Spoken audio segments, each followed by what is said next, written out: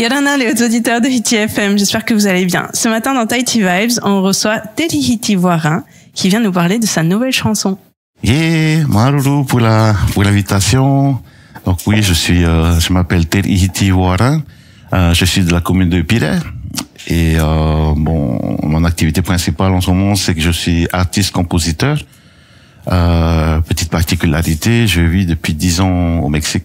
Hola México. Sí, muy buenos días. Buenos días. Alors, cette nouvelle chanson, tu l'as composée ici à Tahiti ou au Mexique? Non, c'est plutôt au Mexique. Par rapport au thème de la chanson, c'est un peu une invitation à revenir au pays. Donc moi, j'avais passé déjà un bon moment des bonnes vacances à Tahiti et j'ai dû retourner au Mexique justement pour continuer mon activité. Et c'est là-bas que 3 jours plus tard, dans la nuit, ça me vient comme ça la chanson et il y a de la nostalgie dedans, quoi. Ouais, et ça s'entend et c'est une très belle mélodie. Et donc tu l'as aussi enregistré là-bas? Voilà, 100% hecho en Mexico, comme on dit, 100% fait là-bas, enregistré avec des amis, des artistes musiciens de là-bas. Et j'ai eu beaucoup de chance de tomber sur des bonnes personnes et qui sont quand même assez ouverts et qui apprécient justement les autres cultures. Et c'est comme ça que j'ai pu les former un peu au style tahitien. Oui, parce qu'il y a rien à voir. Là-bas, c'est plutôt mariachi. Ah ouais, mais il y a beaucoup de guitares quand même. Hein. Mais il y a beaucoup de guitares. C'est ça qui est intéressant. Et c'est facile à trouver des musiciens très jeunes et très bons aussi, quoi. Ok, super. Donc, on a entendu que tu chantais en Paumotu. Mais tu as une palette très large. Oui. Bon, j'essaie de garder l'esprit ouvert. Parce que j'ai plusieurs influences internationales, locales aussi bien sûr, et donc tout ça fait qu'au bout d'un moment, on se retrouve avec une chanson en Paumotu, des chansons tahitiennes, une chanson en anglais et la préparation d'une chanson en espagnol. À côté de ça, comme je viens aussi du monde de la danse, donc j'ai aussi des compositions en haka, en patautau, que je vais intégrer dans mon futur prochain album. Ok, super.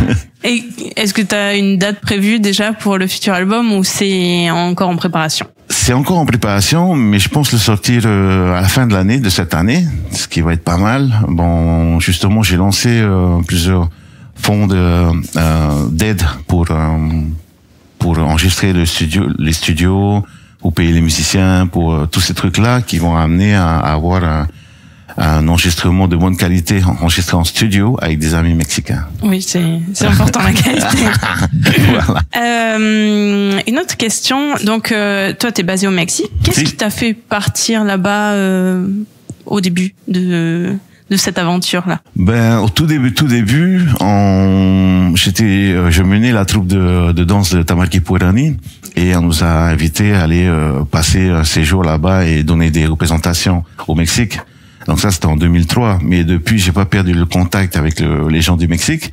Et c'est comme ça qu'au bout d'un moment, on m'a dit, surtout quand j'ai rencontré ma copine, elle m'a dit, écoute, là-bas, il y a de la place pour toi, si tu veux. On peut monter des services culturels pour un Tahitien qui vient apprendre la danse. Ce serait important pour eux, pour le Mexique. D'accord. Et c'est comme ça que je me suis lancé. Et t'es basé à quel endroit au Mexique? Au Mexique, je suis basé à Morelia. Morelia, c'est à 4 heures de la capitale, hein, entre Guadalajara et la capitale.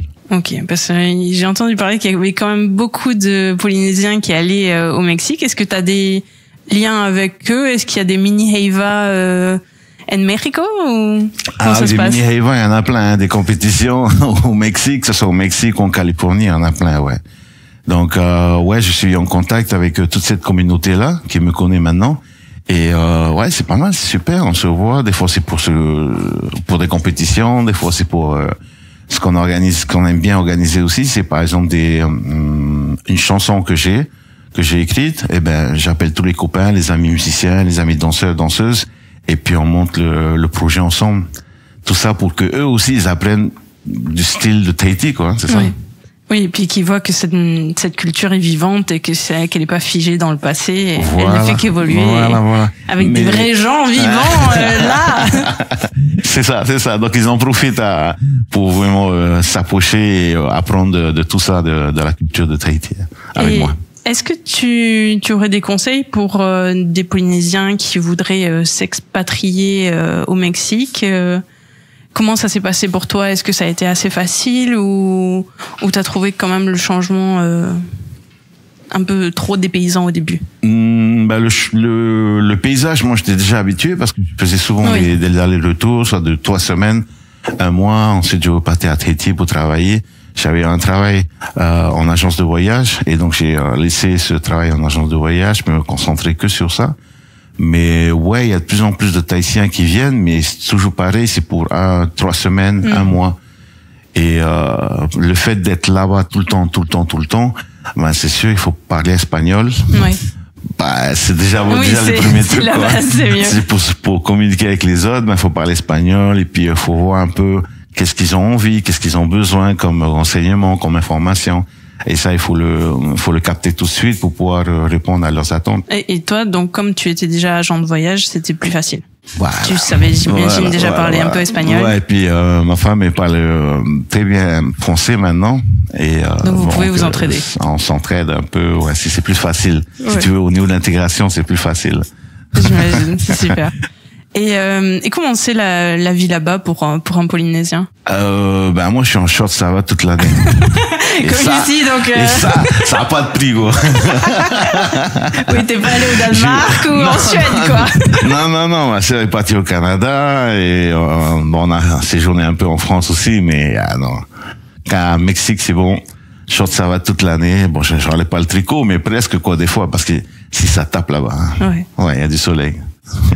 Et comment tu arrives à garder ce lien musical avec la Polynésie? Parce que bon, là, tu venais de rentrer de Tahiti quand tu as composé cette musique. C'est ça. Mais quand ça fait plusieurs mois que tu es là-bas, comment est-ce que ça se passe? Comme d'habitude, je me concentre sur mes activités dans les réseaux sociaux. Je travaille sur ça en ce moment. D'ailleurs, là, cette année, j'ai lancé une série de e-books sur les légendes de Tahiti. D'accord. Tout en espagnol, avec du texte, des illustrations. Et j'aime bien le projet parce que au début, j'étais tout seul. Et petit à petit, il y a des filles, il y a des femmes de là-bas. Il y a une qui est professeure d'espagnol qui s'est proposée pour m'aider à corriger les textes. Et une autre qui s'est proposée à faire tout ce qui est illustration. Donc j'ai dit waouh, super, c'est le genre de projet que j'aime bien. Donc une super collaboration. Ouais. En plus de ça, bon, il y a la production des musiques, des enregistrements. Donc ça, j'ai un super copain qui est de là-bas, qui est fort et qui connaît du monde et qui m'aide beaucoup, quoi. Quand je lui dis bon, j'ai besoin de répéter avec les gars, il dit ok, il y a lui, il y a lui, il y a lui, il y a lui, il y a lui. Et ça, c'est super. J'aime bien, c'est ce qui me permet de pas trop penser à Tahiti, mais ça continue, si tu veux, le lien, il est toujours là, quoi. De vivre en toi. Ouais, voilà. Ok, super. Est-ce que tu aurais un dernier message à faire passer pour les auditeurs ou pour ta famille, tout simplement? Un super bisou à toute la famille de toutes les îles. Et ça, c'est important. Et également, à toute la population de Tahiti et des îles de Polynésie. Je leur souhaite une bonne vie, apprécier tout ce qu'on a ici parce que c'est quelque chose qu'on voit pas tous les jours. À l'étranger, on a une nature qui est assez exubérante et qui nous apporte beaucoup de bénéfices. On a un pays qui est quand même qui est très beau et il faut faire attention et surtout il faut vivre pleinement dans ce contexte-là. Super, merci beaucoup Téléhiti. Merci beaucoup aux auditeurs de Hiti FM pour leur fidélité. On vous souhaite une bonne journée et sur les ondes, Nana. Nana.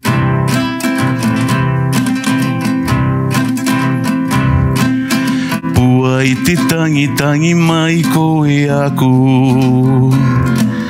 No te aha e ko tiho ki manu e. Ki te ara ki te puka maru ia e. E ahara ko e te kuririti e. Ko vauera ki te mo e. Ko vaura ko te matiti maru e. E ahara vau ki te toanu i. Mo e awa e rire atu e. Kahopu kapa heke. Kahopu kapa heke. Vous pouvez nous réécouter sur la chaîne YouTube et la page Facebook Hiti FM Tahiti. Et merci d'être avec nous sur Hiti FM.